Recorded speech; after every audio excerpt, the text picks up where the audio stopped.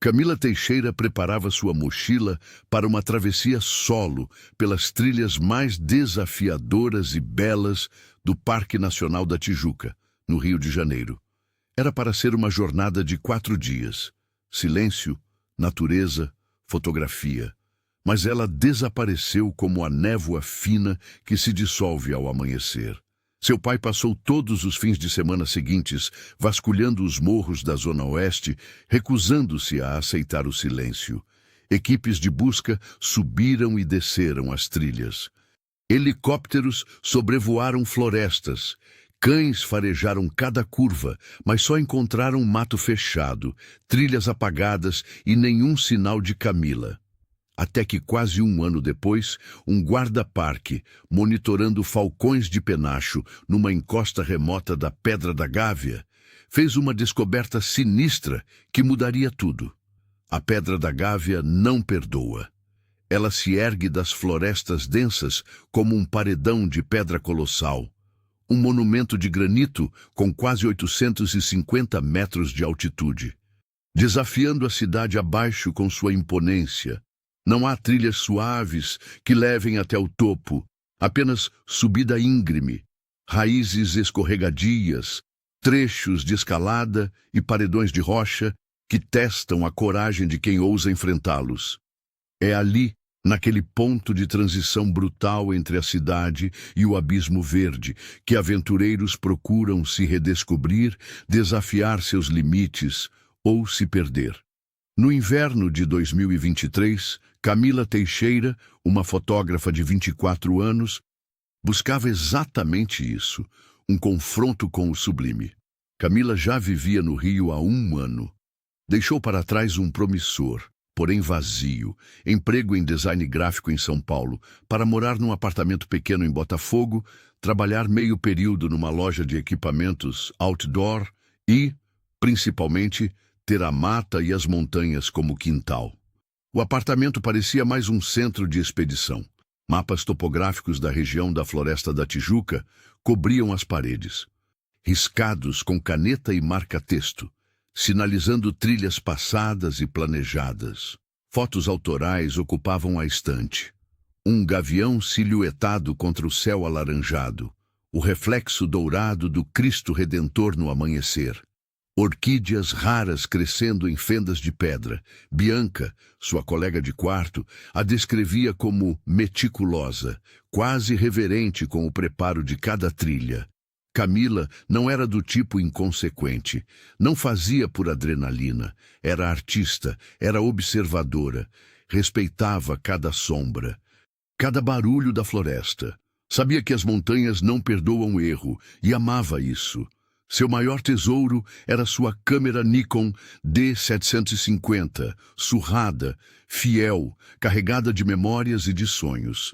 Por semanas, planejou sua trilha mais ousada, da Barrinha até o cume da Pedra da Gávea, com acampamento escondido na mata, subida pelas encostas menos frequentadas e um retorno pelo mirante do céu. Um percurso que misturava escarpas, trechos de escalada e solidão quase absoluta. Era mais que uma trilha. Era um rito de passagem. Um mergulho completo na mata carioca, onde esperava capturar o nascer do sol perfeito. Aquele que faria sua primeira exposição de fotos valer a pena. Na noite anterior à partida, ela organizou o equipamento no chão da sala. Mochila osprey azul com marcas de uso, barraca compacta, saco de dormir, fogareiro, filtros de água, lanternas, baterias extras e, claro, a câmera. Tudo separado em sacos numerados por dia. Até o estojo de primeiros socorros estava plastificado, cada detalhe contado. Preciso. Sua mãe, Sara, lembraria depois da última videochamada. Ela estava tão empolgada, parecia que ia ver o mundo nascer só para ela. Na manhã de sexta-feira, 11 de agosto de 2023, Camila estacionou seu Sandero prata na Estrada das Canoas, próximo à entrada da trilha. O céu estava limpo, azul cortante. A floresta respirava o frescor do orvalho. Um casal de turistas mineiros, Geraldo e Eliane, Observava o verde quando Camila se aproximou sorrindo. Pode tirar uma foto minha? Geraldo, animado, clicou a imagem que seria a última de Camila.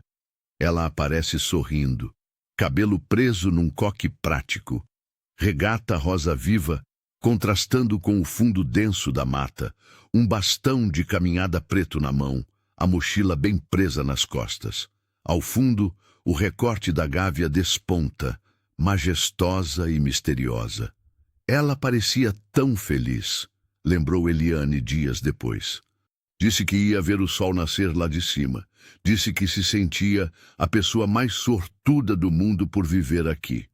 Logo após a despedida, Camila caminhou até a margem da trilha, respirou fundo e mandou a foto para a mãe. A mensagem dizia: "Tô indo. Céu limpo. A mata tá linda. Falo contigo domingo à noite." E então sumiu nas sombras da floresta. Se essa história te tocar, deixa um like no vídeo e comenta de qual lugar do mundo você está assistindo. Que mais pessoas escutem a voz de Camila, antes que o silêncio fale por ela. O domingo chegou com um pôr do sol dourado, tingindo os morros da Zona Sul em tons de laranja e violeta. As luzes começaram a piscar nos prédios da cidade, enquanto o céu acima da floresta escurecia devagar. Em Botafogo, no pequeno apartamento de 2 quartos, Sara Teixeira conferia o celular com um sorriso leve, certa de que a filha logo enviaria uma mensagem. Camila era pontual, era responsável. Sempre avisava, mas às 21 horas o celular de Sara seguia em silêncio. Nenhuma notificação, nenhuma mensagem no WhatsApp, nenhuma ligação. Talvez ela tenha decidido dormir mais uma noite no alto da montanha, ou ficou sem sinal, disse a si mesma, tentando sufocar a inquietação que ameaçava subir como um calor no peito. Na segunda-feira pela manhã, o clima havia mudado. O céu, antes limpo, estava coberto por nuvens pesadas. A cidade parecia segurar a respiração. À tarde, a chuva caiu com força, lavando as ruas e encharcando as encostas. O silêncio de Camila continuava. Sara ligou, mandou mensagens, tentou contato com Bianca, que também não sabia de nada. Às 19 horas de segunda, com as mãos tremendo, a mãe discou para a 5ª Delegacia da Gávea. Tentou manter a voz firme ao explicar a situação, mas a força que ainda restava em suas palavras se quebrou quando ela disse o nome da filha. Em menos de 1 hora, a guarda do Parque Nacional da Tijuca foi acionada. Uma viatura foi até a Estrada das Canoas e encontrou o Sandero prata de Camila estacionado no mesmo lugar. Chovia. A mata estava escura e silenciosa. Camila Teixeira, 24 anos, fotógrafa e trilheira experiente, foi oficialmente declarada desaparecida. As primeiras buscas começaram sem alarde, mas com método. Na manhã de terça, Guimarães, um dos guardas mais experientes da equipe, chegou ao ponto de partida da trilha. O carro de Camila estava exatamente como fora deixado, trancado, com um leve filme de poeira marrom cobrindo o capô. Dentro, um copo térmico com resto de café. No banco do passageiro, um mapa dobrado da região com o trajeto da trilha grifado em vermelho. Tudo em ordem. E ainda assim, tudo errado. Na caixa de registro do parque, um papel plastificado confirmava a entrada. Camila Teixeira, trilha Pedra da Gávea, saída, sexta retorno, domingo. Mas não havia assinatura de saída. Ao longo dos anos, Guimarães já vira dezenas de trilheiros se perderem, errar o retorno ou se ferir. A maioria aparecia no dia seguinte, sujos, famintos e com histórias de quedas leves, caminhos errados ou paisagens tão belas que os fizeram perder a noção do tempo. Mas algo naquela cena o incomodava. Ele avisou pelo rádio, confirmado, veículo da desaparecida ainda no local. Tudo indica que ela entrou, mas não saiu. Recomendo escalonamento de operação. Ao meio-dia, o centro de comando foi montado numa base provisória na região da Vista Chinesa. As equipes se organizaram. Os mapas foram abertos. O tempo era crucial e as condições climáticas estavam se deteriorando. O coordenador da operação, Tenente Barreto, um veterano calmo e metódico, traçou a rota de busca com marcadores coloridos. A trilha da Pedra da Gávea cobre cerca de 15 quilômetros com desnível forte, áreas expostas e muitos pontos cegos. Se ela passou a primeira noite na base da Carrasqueira, então ali é nosso ponto de partida. As equipes foram divididas. Unidades com cães farejadores foram alocadas para as áreas mais elevadas. Helicópteros da Defesa Civil sobrevoaram o cume. O som das hélices cortava o silêncio da floresta com uma urgência brutal. E foi ainda no primeiro dia, às 13h42, que a equipe de solo encontrou o primeiro sinal concreto: um acampamento. Na mata fechada, perto de uma clareira entre as raízes de grandes figueiras, havia uma barraca montada, verde-oliva, discreta, bem fixada ao solo. Era a barraca de Camila. Estava perfeita demais. Os grampos estavam firmes. O toldo ainda cobria o zíper. Dentro, o colchonete de espuma estendido e, ao lado, a mochila pequena, a Daypack, usada para caminhadas curtas. Dentro dela, uma garrafinha de água vazia, um pacote de barrinha de proteína comido pela metade, um protetor solar. A mochila grande, aquela com comida, fogareiro, saco de dormir, estojo de emergência, não estava ali.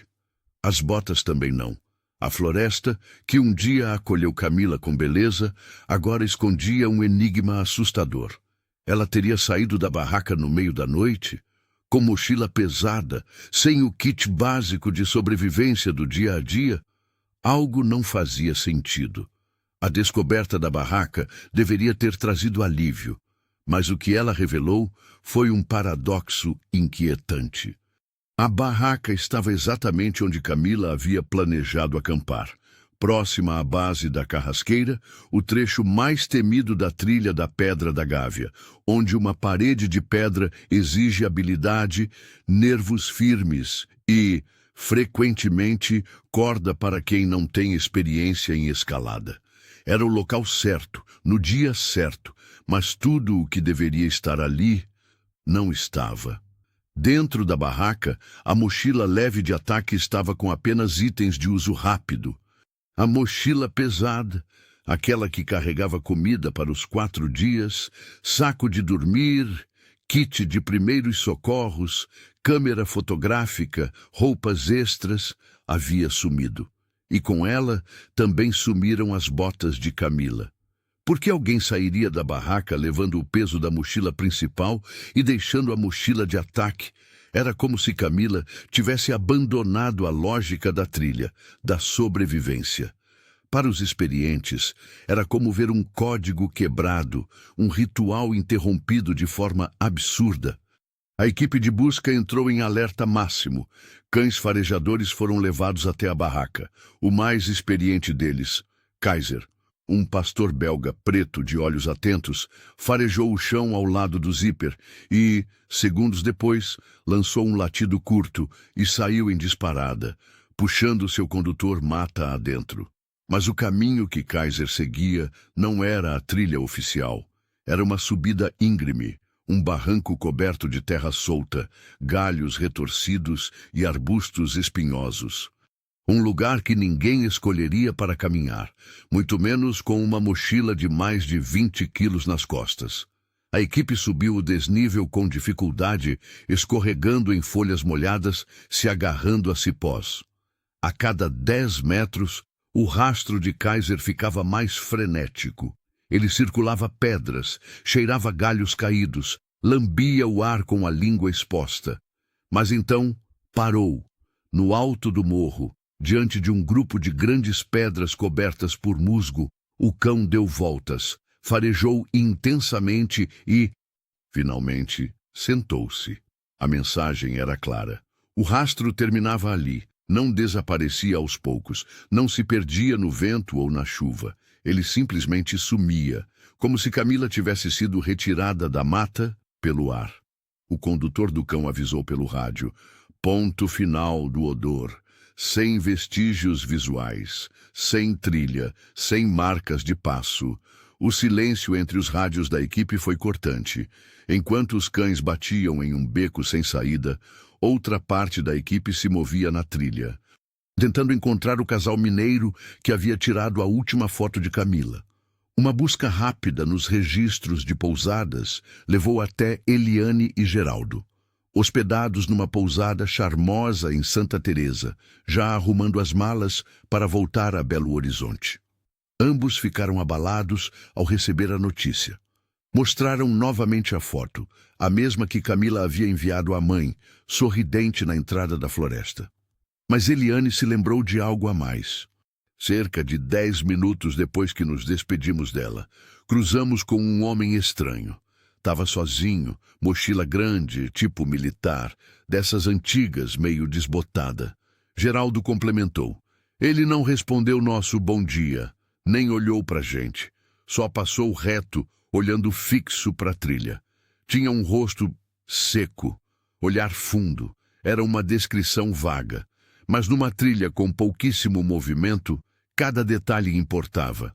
Um retratista forense foi acionado. Com base no que o casal se lembrava, criou um retrato falado. Um homem entre 35 e 45 anos, rosto anguloso, barba por fazer, olhos fundos, camisa de manga comprida amarelada, mochila desgastada. O homem da trilha tornou-se um fantasma na investigação. Ninguém sabia seu nome, ninguém mais o viu, mas o esboço dele foi impresso e colado em todos os postos do parque. Não como suspeito, ainda não, mas como testemunha essencial. Lá de cima, os helicópteros voltaram a sobrevoar a área, agora focando em fendas, barrancos, clareiras e sombras. Qualquer lugar onde um corpo pudesse estar escondido. Mas a mata continuava firme em seu segredo. A floresta que Camila tanto amava agora parecia ser cúmplice do seu sumiço. O que teria feito uma trilheira experiente sair no meio da noite, com a mochila errada, para um caminho sem volta? Ou ela não saiu por vontade própria? Do alto, a cidade seguia vibrando com sua rotina barulhenta. Buzinas, helicópteros, sirenes, multidões. Mas lá embaixo, nas entranhas verdes do Parque Nacional da Tijuca, o tempo parecia ter parado. Os ventos sopravam entre os galhos altos e o cheiro de folhas molhadas impregnava o ar. A mata mantinha um silêncio denso, um tipo de ausência que deixava tudo mais tenso. A busca por Camila Teixeira entrava em seu terceiro dia, e o clima começava a mudar. O céu azul que marcara o início das operações dava lugar a nuvens carregadas que se empilhavam no horizonte. O rádio do posto de comando começou a registrar alertas meteorológicos. Havia previsão de chuva forte e queda de temperatura. Aquilo era uma má notícia. Muito má. Qualquer trilha, por mais bem marcada, desaparece quando a chuva cai com força. O barro cobre pegadas. A água arrasta folhas e galhos. Os cães perdem o faro. O tempo passa a correr contra. Mas não era só o tempo que pesava. Havia algo mais. Algo que os mais experientes da equipe sentiam no corpo, como uma pressão no estômago, um incômodo atrás da nuca. Não era apenas preocupação com o tempo. Era a sensação de que havia algo errado. Muito errado. Na sede do parque, um mapa topográfico do setor Gávea-Tijuca estava pregado na parede. Pontos vermelhos indicavam áreas já vasculhadas, setores com vegetação densa, grutas, encostas, mirantes. Cada um desses pontos representava horas de busca minuciosa, um esforço coletivo de dezenas de voluntários, guardas, policiais e técnicos.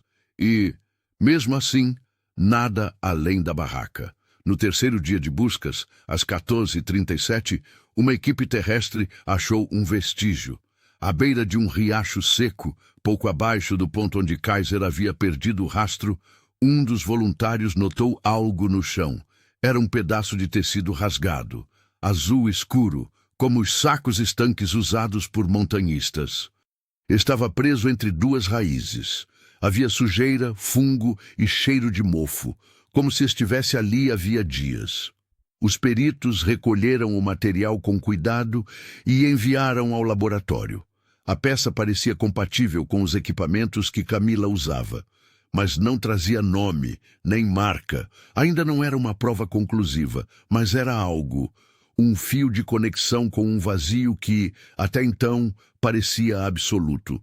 Na mesma tarde, o coordenador da operação, Tenente Barreto, decidiu restringir as buscas a um raio de 2 quilômetros a partir do ponto final do faro de Kaiser. Era um perímetro pequeno no papel, mas no relevo escarpado da Gávea. Parecia um labirinto. Durante a reunião com os agentes, Barreto disse o que todos já sabiam, mas ninguém queria ouvir em voz alta. Se ela estiver aqui, está escondida num lugar onde nem helicóptero consegue ver. Foi a primeira vez que se falou abertamente sobre a possibilidade de que Camila não estivesse mais viva. No dia seguinte, a chuva chegou com força. Um temporal típico de agosto varreu as encostas com ventos fortes e enxurradas rápidas. Em poucas horas, trilhas viraram córregos, galhos caíram, a visibilidade despencou. As buscas precisaram ser suspensas. 36 horas de silêncio, 36 horas em que a mata foi deixada sozinha com seus segredos. Quando os céus finalmente se abriram, o estrago estava feito. Todos sabiam o que aquela tempestade havia apagado. Pegadas, odores, vestígios, a trilha já era confusa. Agora era quase um véu. Ao fim do 10º dia, o clima no posto de comando era de exaustão. A energia que havia nos primeiros dias, a adrenalina do resgate, havia se transformado em uma lentidão amarga. O mapa estava quase todo vermelho, o rádio quase mudo, a esperança reduzida a uma vigilância burocrática. Na reunião de encerramento do dia, Barreto anunciou: "A operação entra agora em fase de patrulhamento contínuo reduzido." Era uma sentença velada. Significava que o efetivo seria cortado, que os recursos seriam deslocados para outras prioridades. E, mais importante, que o caso de Camila Teixeira estava, oficialmente, sem pista ativa.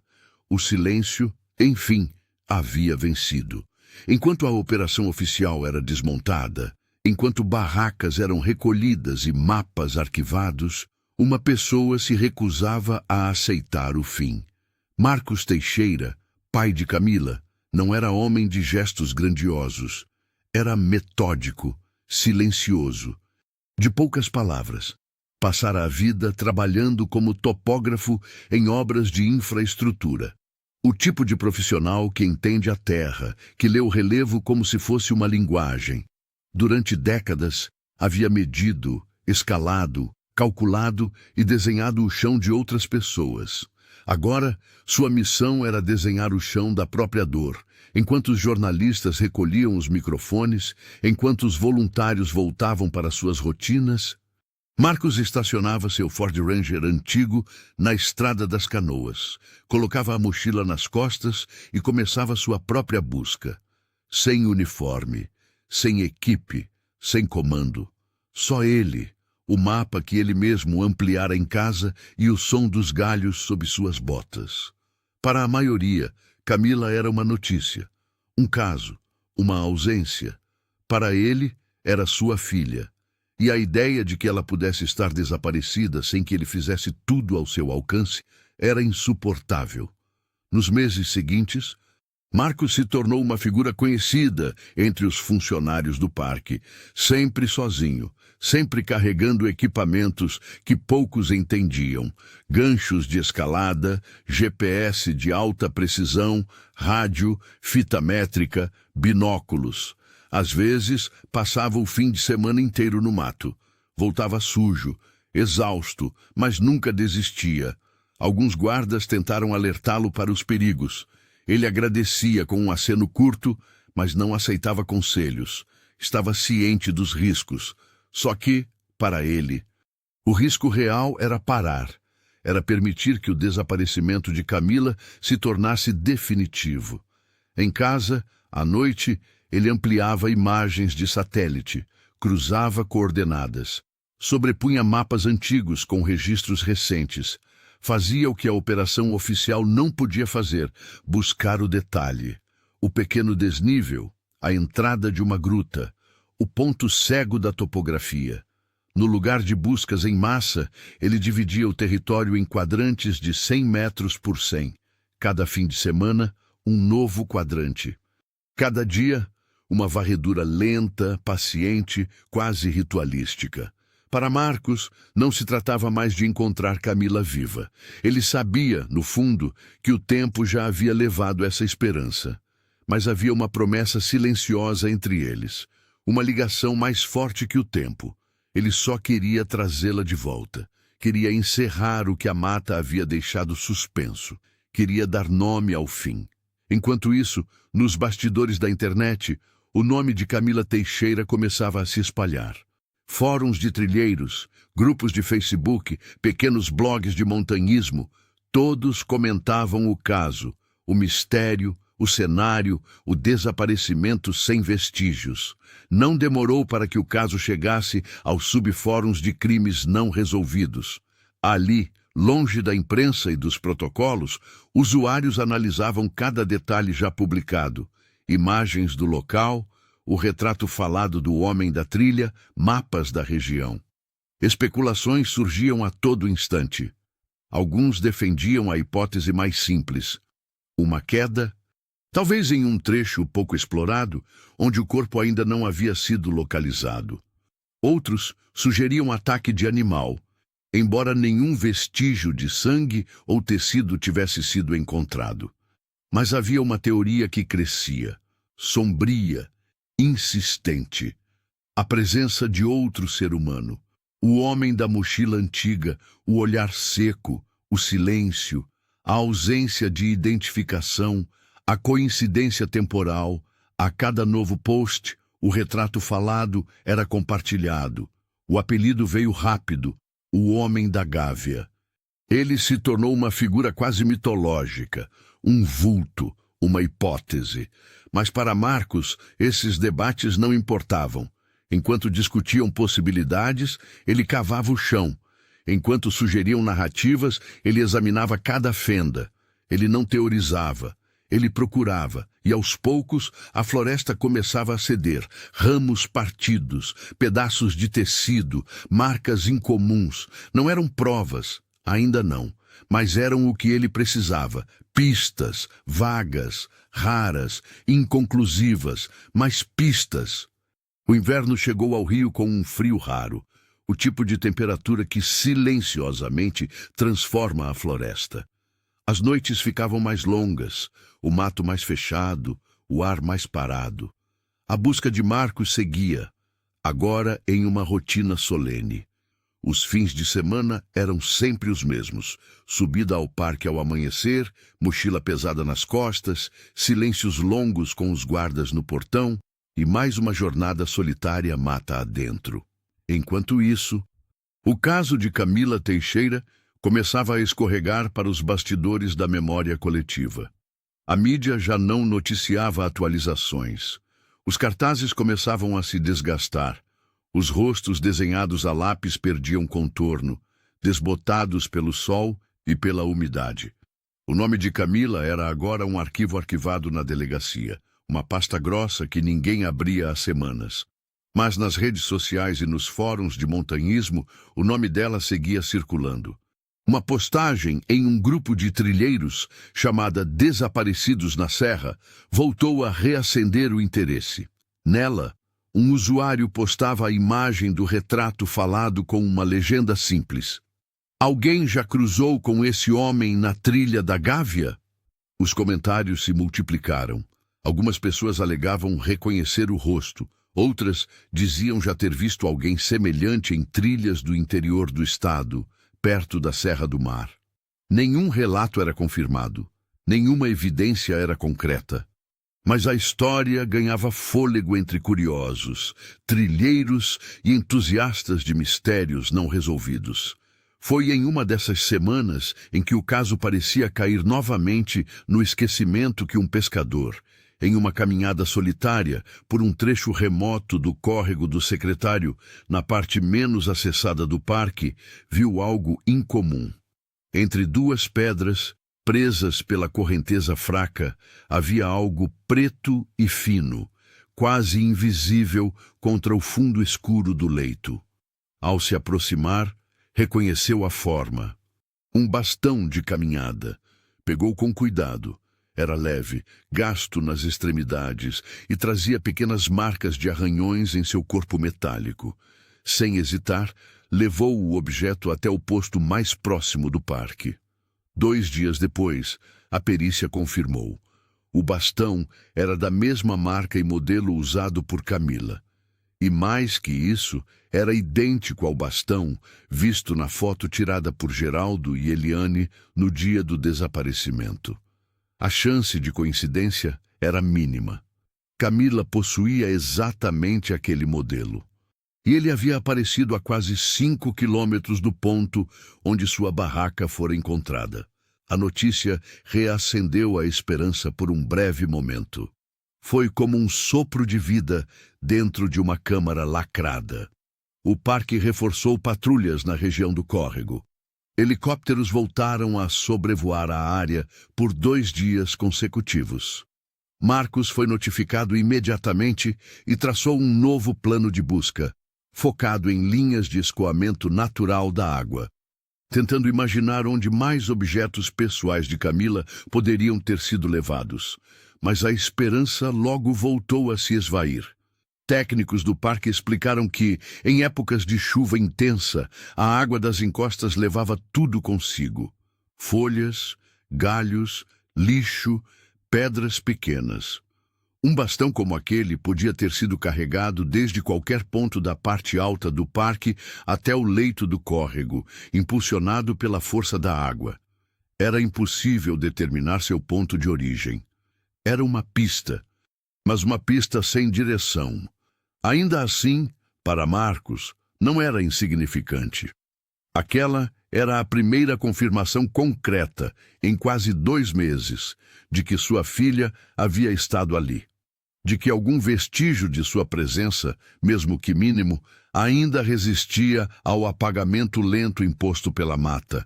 Era um fragmento, um pedaço de metal perdido entre pedras. Mas dizia, de forma muda e incontestável, ela esteve aqui. O verão chegou à cidade com suas tempestades regulares, céu repentinamente escurecido pelas nuvens e trovões que pareciam sacudir o concreto e o mato ao mesmo tempo. Na mata, as trilhas ficavam ainda mais traiçoeiras.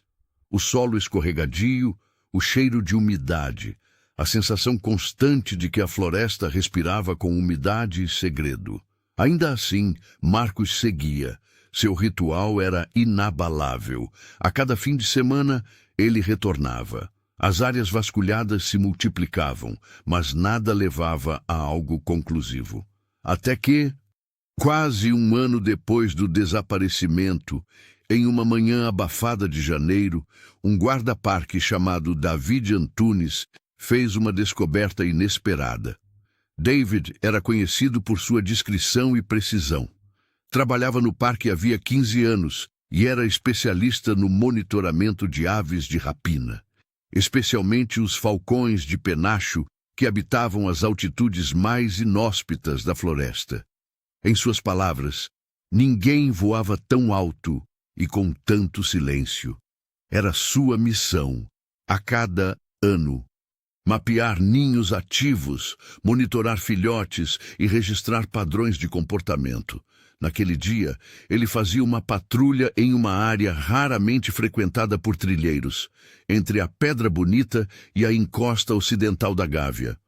Avistou, com o binóculo, um ninho enorme em uma saliência rochosa a cerca de 50 metros acima do solo, incrustado em uma parede de pedra que exigia escalada técnica. Era um dos maiores que já tinha visto. Decidiu subir para avaliar. A escalada foi lenta, cuidadosa, com o uso de cordas e ganchos. Ao chegar ao platô estreito onde o ninho estava apoiado, David imediatamente notou algo incomum. Entre os galhos, ossos de pequenos animais e penas, típicos de qualquer ninho de ave de rapina, havia algo que não deveria estar ali.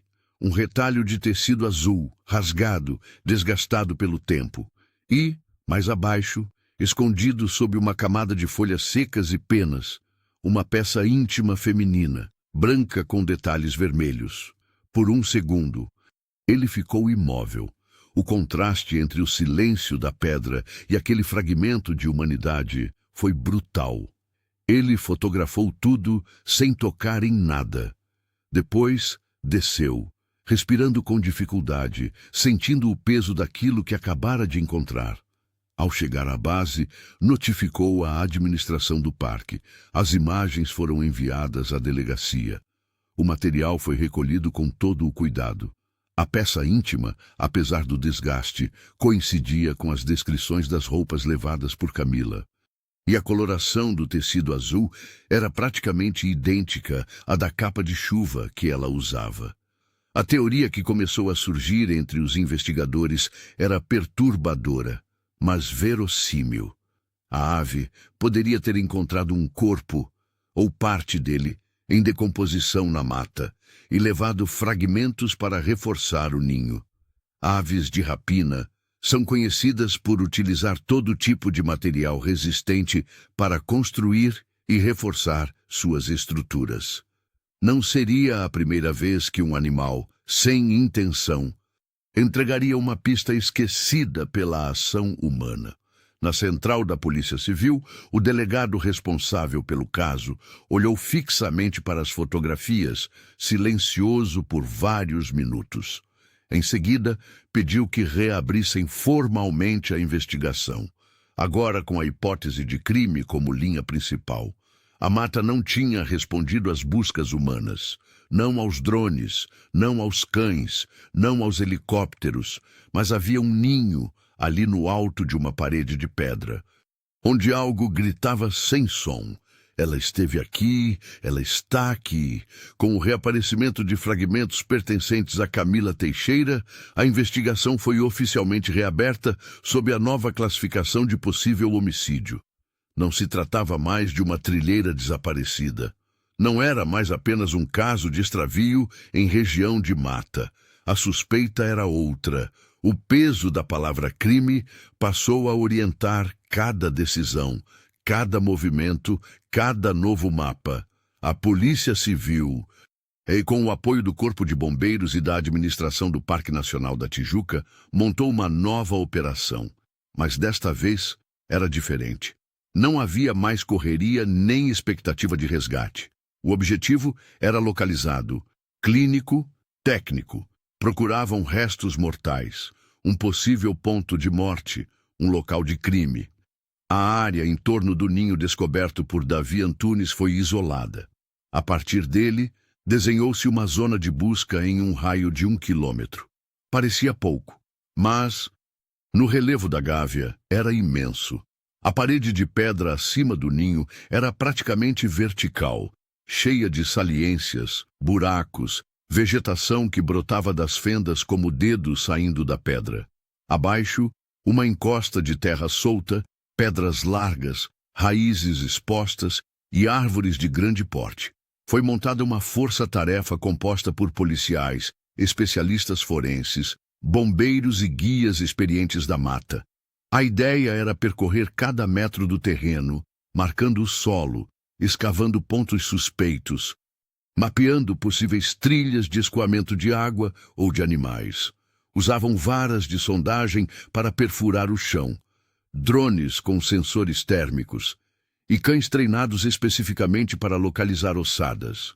Durante os primeiros 2 dias, nada foi encontrado além de detritos naturais. Mas no terceiro dia, em um trecho de mata fechada, abaixo de um paredão de pedra, onde o solo fazia uma curva natural em forma de funil, um dos cães alertou. Seu nome era Orion. um labrador preto, treinado para detectar odor de restos humanos em qualquer estado de decomposição. Quando o cão parou, sentou e latiu baixo. Todos ao redor ficaram em silêncio. A adestradora, uma mulher de cabelos curtos chamada Jéssica, deu o comando para que ele se afastasse. Em seguida, ajoelhou-se no chão. O local estava coberto por folhas grossas, raízes entrelaçadas, galhos. Mas algo no padrão do solo chamava a atenção. A perícia foi acionada imediatamente. Uma escavação minuciosa foi iniciada com ferramentas delicadas. Em poucas horas, o que era apenas uma depressão na terra se revelou uma cova rasa, de no máximo 60 centímetros de profundidade. Lá dentro, envolto em terra úmida e fragmentos de folhas, estavam ossos, e junto deles, pedaços de tecido, zíperes corroídos, uma bota danificada. A equipe parou. O silêncio foi absoluto. Sabiam o que tinham encontrado. O trabalho, então, tornou-se ainda mais técnico. Tudo foi fotografado, numerado, registrado em vídeos e relatórios. Os ossos foram cuidadosamente removidos, acondicionados em caixas de evidência e transportados para o Instituto Médico Legal. Amostras de solo, fragmentos de tecido e vegetação ao redor também foram recolhidas. Nenhum detalhe podia ser ignorado. Marcos Teixeira foi avisado antes da imprensa. Recebeu a notícia com os olhos baixos, as mãos firmes, mas o corpo inteiro tenso. Pediu para estar presente no ponto da descoberta. Permissão concedida. Ao chegar, ele não disse nada. Apenas olhou para o buraco, agora vazio, e ficou ali por longos minutos. Era o fim da dúvida, o fim da espera. Camila estava ali, ao menos parte dela. O IML confirmou a identidade através da arcada dentária. O laudo preliminar indicava fraturas compatíveis com trauma contundente, incluindo uma lesão grave no crânio. Não era uma queda, não era um acidente natural. Era um golpe. A confirmação do assassinato veio como um corte seco. A partir dali, o caso foi reclassificado. Camila Teixeira foi assassinada. A floresta não a escondeu sozinha. Alguém a matou, enterrou seu corpo e desapareceu. Com a confirmação de que Camila Teixeira havia sido assassinada, a Delegacia da Gávea passou a trabalhar em regime de investigação criminal completa. O delegado responsável, Gilberto Luz, solicitou todos os relatórios originais da operação de busca. Transcrições de entrevistas, registros do parque e, principalmente, os depoimentos colhidos nos primeiros dias.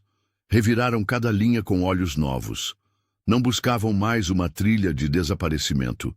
Procuravam vestígios de intenção, de presença humana, de qualquer sombra que pudesse sugerir o envolvimento de um terceiro. O nome do homem da Gávea voltou à mesa com força. Até então, ele era apenas uma figura possível, uma curiosidade estranha cruzando o caminho de Camila antes de seu sumiço. Agora, ele era o único possível suspeito. O retrato falado voltou a circular. Dessa vez, não como alguém que pudesse ter visto alguma coisa, mas como alguém que precisava ser encontrado, interrogado, identificado a qualquer custo. As postagens antigas nos fóruns foram revisadas. Um grupo de analistas digitais do núcleo cibernético da polícia foi acionado para monitorar comunidades de montanhismo, perfis anônimos, publicações sobre trilhas no Sudeste, relatos em blogs pessoais. A ideia era mapear movimentações, cruzar histórias e tentar encontrar uma repetição de padrão. E foi em uma dessas buscas que surgiu o primeiro sinal concreto. Uma funcionária de uma pousada simples em Penedo, chamada Brenda, viu o retrato falado em uma reportagem no Jornal da Noite e reconheceu a fisionomia. Ela ligou imediatamente para a delegacia e disse que aquele homem se hospedara em sua pousada em agosto do ano anterior. Pagava sempre em dinheiro, Não falava muito, parecia deslocado. Dizia que estava na região para prestar serviço de manutenção em uma obra particular. O nome registrado no caderno de hóspedes era Roberto França. A partir disso, a polícia passou a rastrear o CPF usado no check-in, documentos relacionados, contas bancárias possíveis, tudo que pudesse ser ligado ao nome. Em 2 dias, descobriram que Roberto França era um nome falso. Os dados pertenciam a uma pessoa morta há mais de 10 anos. Mas cruzando com imagens de câmeras de segurança da pousada e com dados de registros trabalhistas avulsos, chegaram ao nome real: Robert Farias, 42 anos. Natural de Minas Gerais, ficha suja na juventude, registros por violência doméstica e agressão grave quando tinha 19 anos. Depois disso, sumiço quase completo. Não tinha endereço fixo. Trabalhava como temporário em fazendas, sítios, obras irregulares. Passava semanas em cada cidade e partia sem deixar rastro.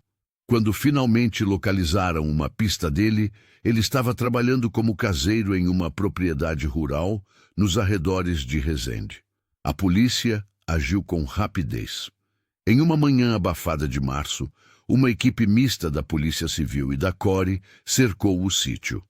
Robert foi preso sem resistência. Estava só. O olhar era vazio.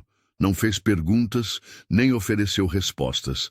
Na revista ao pequeno galpão onde ele dormia, os investigadores encontraram uma caixa metálica com fechadura antiga.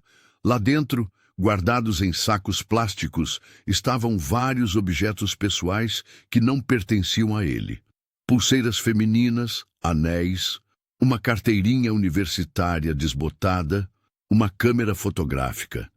Era uma Nikon D750, a mesma que Camila usava, a mesma da última foto tirada por Geraldo. A câmera foi enviada imediatamente para o laboratório da perícia. O cartão de memória ainda estava lá. Os técnicos conseguiram recuperar os arquivos. As primeiras imagens eram conhecidas. As fotos de paisagens feitas por Camila durante a subida, rios, árvores, pedras cobertas de musgo. Depois, as imagens mudavam, tornavam-se escuras, tremidas, inquietantes e, por fim, mostravam o horror. Camila fotografada de longe, sem saber que estava sendo observada. Depois, fotos em sequência mostrando ela sendo abordada. Imagens feitas por alguém que acompanhava, que documentava cada momento. Até os últimos registros, em que a violência era explícita. As imagens mostravam o ataque, a morte, o corpo sendo arrastado. Ali, nas mãos dos peritos, estava a confissão silenciosa. Robert não apenas matou Camila, ele registrou tudo, guardou como troféu. Robert Farias foi levado para a sede da Polícia Civil, em Benfica, onde permaneceu por horas, sem dizer uma única palavra. Na sala de interrogatório, 2 investigadores revezavam entre perguntas diretas, provocações controladas e longos silêncios. Robert não reagia. Mantinha os olhos fixos na parede, as mãos cruzadas sobre a mesa. Nenhum sinal de culpa, nenhum traço de remorso, apenas uma ausência total de emoção. A virada não veio com um grito ou um deslize verbal, veio com método. O delegado Gilberto Luz entrou na sala com uma pasta de plástico e a colocou sobre a mesa. Abriu-a com calma, sem palavras. Dentro estavam as fotos extraídas do cartão de memória da câmera de Camila. Uma a uma, ele foi espalhando as imagens em sequência. Primeiro, Camila subindo a trilha, depois ela parando para beber água, mais adiante, acampada, montando a barraca, e então a aproximação, a invasão, as fotos tremidas, o rosto dela em pânico, a agressão, a morte. Robert olhou cada uma. Por alguns segundos, continuou imóvel. Mas depois, sua postura mudou. O olhar desceu. As mãos se abriram. A respiração tornou-se mais pesada. Não falou imediatamente, mas também não desviou os olhos da imagem de Camila caída, coberta de folhas. Passaram-se mais de 7 minutos em silêncio. Os investigadores não interromperam, apenas esperaram. Quando Robert finalmente falou, sua voz era baixa, quase sem inflexão. Sou eu. Foi o suficiente. A gravação registrou. A confissão, naquele momento, já estava implícita. Mas o que veio depois foi ainda mais perturbador. Sem que ninguém o pressionasse, Robert começou a contar. Disse que viu Camila no estacionamento da trilha, na manhã em que ela desapareceu, que a observou durante toda a subida, mantendo distância, que esperou até que ela se afastasse da barraca para buscar água em um pequeno riacho. E então atacou. Descreveu o ato com frieza. Não usou adjetivos. Não pediu desculpas. Disse que ela resistiu. Disse que foi mais difícil do que esperava. Disse que a matou para silenciá-la. Depois, arrastou o corpo até um ponto oculto da mata. Cavou com uma pedra e cobriu com folhas e terra. Levou a câmera, o bastão de caminhada, alguns objetos pessoais. O resto deixou para trás. Quando perguntado por que fizera aquilo, Robert respondeu apenas: ela não devia estar sozinha. A frase ficou registrada no relatório como resposta principal ao questionamento motivacional. Para os investigadores, foi o retrato de um perfil. Um predador silencioso. Um homem que atacava em silêncio, aproveitando a solidão como arma. As impressões digitais encontradas na câmera, no bastão e na caixa metálica batiam com as dele. Os fragmentos de DNA nas roupas e na peça íntima recolhida do ninho também. A perícia fechava todos os círculos. Mas havia mais. Na caixa metálica onde a câmera estava, foram encontrados outros itens. Pequenos, mas assustadores. Um brinco que pertencia a uma jovem desaparecida na Serra do Cipó, em Minas, em 2019. Um cordão de prata com pingente, registrado como pertencente a uma turista francesa que desapareceu em 2021 na Chapada dos Veadeiros. Documentos antigos, parcialmente queimados, de uma estudante que havia sumido em trilha no Paraná em 2015. A Polícia Federal foi acionada. Cruzando os vestígios, abriram uma investigação de maior escala. Robert Farias, até então um homem invisível para os sistemas, passava a ser associado a ao menos 3 desaparecimentos anteriores em áreas de mata e isolamento. Camila não era a primeira e, se não tivesse sido identificado, não teria sido a última. A Justiça Estadual rapidamente autorizou a prisão preventiva e a transferência para um presídio de segurança máxima. Durante a audiência de custódia, Robert manteve o olhar baixo. Não se defendeu, não se declarou. O juiz leu os autos com expressão tensa e assinou a ordem. Enquanto isso, em um laboratório de perícia criminal, os técnicos organizavam os arquivos da câmera de Camila, suas últimas imagens vivas. O nascer do sol no alto da trilha, as nuvens rasgando o céu, a luz invadindo o verde da floresta e depois a sombra que se aproximava. O julgamento de Robert Farias foi marcado para o dia 18 de novembro de 2024, no Tribunal de Justiça do Estado do Rio de Janeiro. A repercussão do caso havia ultrapassado os limites da cidade desde que as imagens extraídas da câmera de Camila Teixeira se tornaram públicas. Não havia dúvidas quanto à materialidade do crime. As provas eram extensas e técnicas, mas, acima de tudo, o peso emocional daquelas imagens havia marcado profundamente a opinião pública. Na manhã da primeira audiência, o prédio do tribunal já estava cercado por jornalistas e curiosos.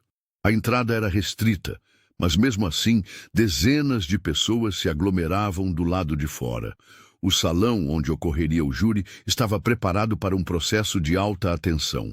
A imprensa havia sido autorizada a acompanhar, desde que respeitasse limites de registro, especialmente no que dizia respeito às imagens da vítima. Na primeira fileira, sentaram-se Sara e Marcos Teixeira. Ela, com o rosto fechado e as mãos entrelaçadas sobre o colo. Ele, olhando fixamente para a bancada dos jurados, com a expressão imóvel de quem havia perdido tudo e continuava de pé apenas por inércia. Ao lado deles, alguns familiares de outras mulheres desaparecidas, cujos nomes haviam aparecido ao longo da investigação sobre Robert. Quando Robert Farias entrou na sala, acompanhado de 2 agentes, o ambiente pareceu enrijecer. Usava o uniforme bege do sistema penitenciário estadual, cabelo curto, barba rala e o mesmo olhar opaco de sua prisão meses antes. Sentou-se, não olhou para o público, nem para os jurados, nem para os advogados. A promotoria estadual iniciou a apresentação do caso com rigor técnico. Os laudos de perícia, as imagens da câmera, a correspondência genética, os registros de hospedagens com documentos falsos, a caixa metálica com objetos pessoais de vítimas. Os promotores traçaram uma linha do tempo detalhada, desde o último dia de Camila na trilha até a sua descoberta. Foi apresentada também a vinculação de Robert a outros desaparecimentos, sustentada por evidências compatíveis encontradas entre seus pertences. Um ponto central do julgamento foi a exibição parcial das imagens do crime. As fotografias não foram mostradas ao público nem aos jurados em sua totalidade, mas trechos selecionados foram projetados em tela para contextualizar o comportamento do réu. Especialistas forenses explicaram como os registros indicavam método, frieza e premeditação. As imagens de Camila sendo observada de longe, depois abordada e agredida, foram suficientes para eliminar qualquer margem de dúvida. A defesa tentou sustentar a tese de distúrbio mental, alegando que Robert apresentava comportamento dissociativo. No entanto, o laudo psiquiátrico oficial, assinado por 2 médicos independentes, confirmou que ele era plenamente capaz de compreender o caráter ilícito de suas ações e de responder por elas. Marcos Teixeira foi chamado para depor. Subiu ao púlpito devagar, sem hesitação. Não leu nada. Falou com voz firme e pausada. Contou quem era a filha, como preparava as trilhas, como amava aquele parque. Disse que ela era cuidadosa, disciplinada, respeitava a natureza. Disse que o que aconteceu com ela não foi um acidente, nem um erro de julgamento. Foi uma escolha de um homem que a viu como presa. Finalizou com uma frase breve. Ele tentou apagá-la, mas tudo que ela viveu, tudo que ela criou, continua em mim. E vai continuar. Sara não depôs. Permaneceu sentada, olhos baixos, segurando uma foto da filha impressa em papel fosco. Ao fim do dia, quando a sessão foi encerrada, ela permaneceu por alguns minutos no banco, respirando fundo, antes de se levantar. O julgamento durou 4 dias. O júri, formado por 7 pessoas, deliberou por apenas 2 horas. A decisão foi unânime, culpado por homicídio triplamente qualificado, ocultação de cadáver, estupro e crime continuado.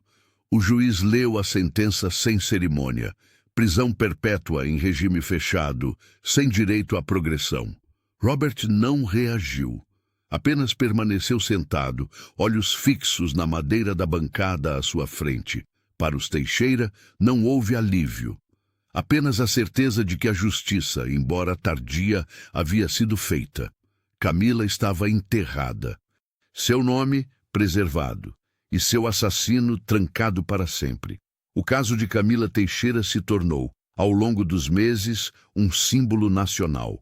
Reportagens especiais foram exibidas na televisão. Revistas semanais publicaram dossiês detalhados com infográficos, entrevistas com especialistas em criminologia e longas matérias sobre a realidade das trilhas brasileiras e a negligência com segurança em áreas naturais isoladas. A repercussão também foi digital. Vídeos no YouTube com reconstruções da trilha que Camila percorreu somaram milhões de visualizações. Fóruns e comunidades online sobre crimes não resolvidos passaram a debater o caso como exemplo da persistência de familiares e do fracasso inicial do Estado em proteger seus cidadãos. O nome de Camila virou referência. Uma hashtag foi criada. Sua história virou documentário. Seu rosto estampado em camisetas de campanhas por justiça. Mas para Sara e Marcos, nada disso trazia consolo. Eles haviam enterrado a filha em um cemitério discreto, em Niterói, com uma cerimônia íntima, assistida apenas por familiares próximos, alguns amigos e 3 membros da equipe de busca original. Marcos não falou durante o enterro. Sara leu um texto que a filha havia escrito anos antes sobre o sentimento de estar sozinha no alto de uma montanha. É como se o mundo todo parasse de gritar e você ouvisse só aquilo que é real. A lápide trazia uma inscrição simples. Escolhida por Marcos, Camila Teixeira, 1999-2023. Ela ouviu o que é real. Depois do julgamento, o casal se afastou da imprensa. Negaram convites para entrevistas. Não participaram de debates. Marcos voltou a trabalhar em projetos pontuais como consultor de topografia, mas com horários limitados. Passava os fins de semana em casa, lendo. Às vezes, ia até o parque. Ficava horas parado na entrada da trilha, observando o início do caminho. Depois, voltava. Sara começou a escrever. Não um livro, mas pequenos textos que publicava em uma página discreta na internet. Relatos curtos, observações sobre o luto, o tempo, o que significa continuar vivendo depois de uma perda tão absoluta.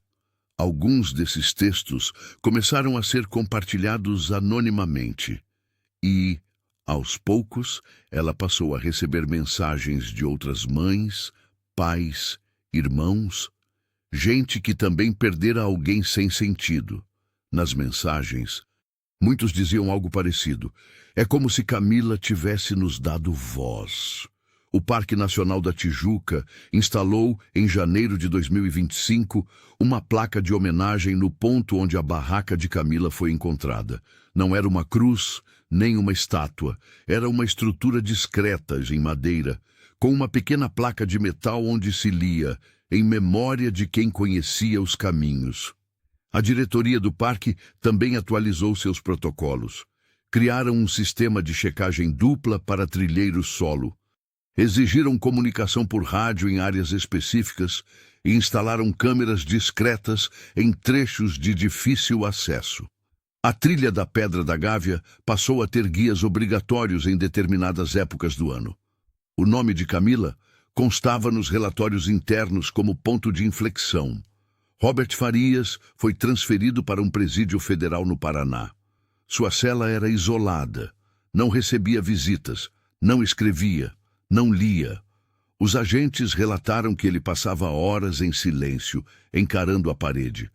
Recusava atividades externas, recusava acompanhamento psicológico.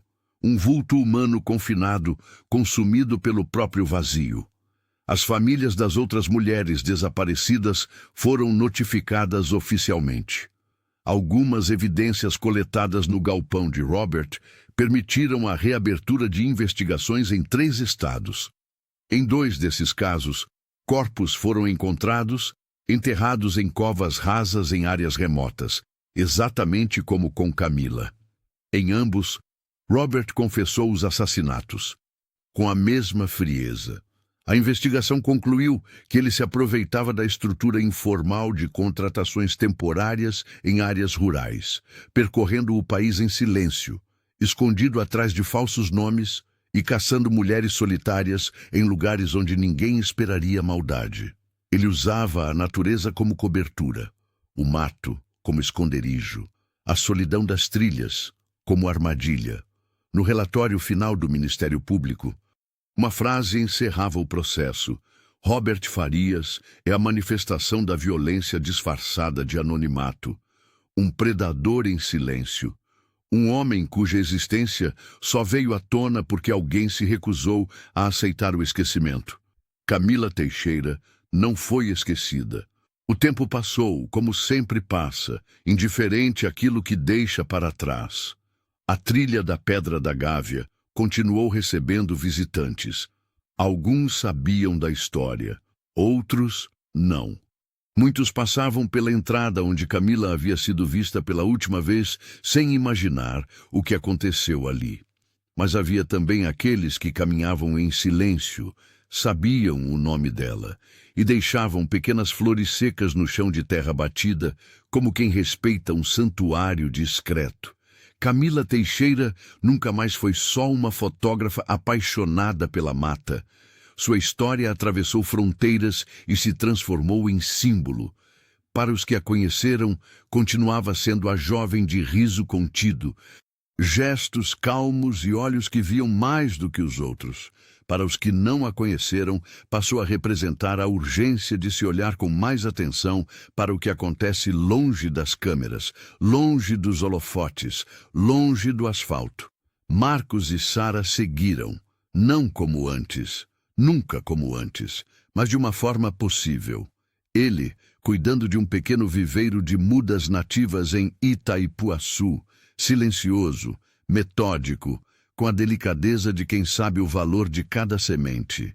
Ela, escrevendo esporadicamente para uma coluna online chamada Lugares que Guardam, onde misturava lembrança e paisagem, sempre com os pés plantados no presente.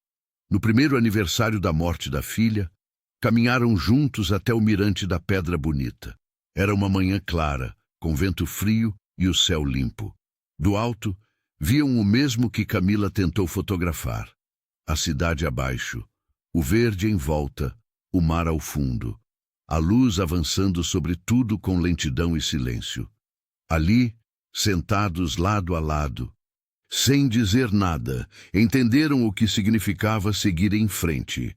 Não era esquecer, era lembrar sem se romper por dentro, era continuar sabendo, era preservar. Na saída, deixaram um pequeno objeto sobre uma pedra, a lente quebrada da câmera de Camila, não como oferenda, mas como marco, um gesto para a paisagem, uma marca para o tempo. No caminho de volta, cruzaram com um grupo de jovens trilheiros. Um deles carregava uma câmera pendurada no pescoço. Sorriu, cumprimentou, passou. Marcos olhou para Sara. Ela apenas assentiu, e eles continuaram. A montanha permanece, sempre esteve ali. Bela, perigosa, soberana. Não foi culpada, não foi cúmplice, mas foi cenário. E agora, também, é memória. E naquele espaço entre o medo e a beleza, entre o silêncio e o grito, vive para sempre o nome de Camila Teixeira. Se essa história tocou seu coração, compartilhe com seus amigos e familiares, para que eles se lembrem que a justiça tarda, mas não falha.